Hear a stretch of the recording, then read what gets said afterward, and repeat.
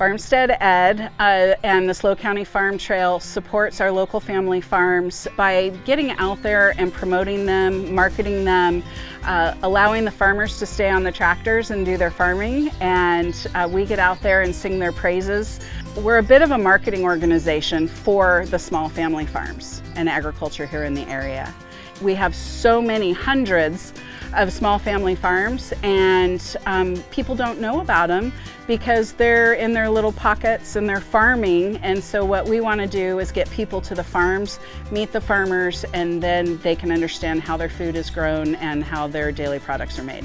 The cool thing about SLO Cal and the farmers that are here is we're all collaborators. We like to say cross-pollinators. We're not competitors. Everybody is really open and friendly and generous with their information and their learnings.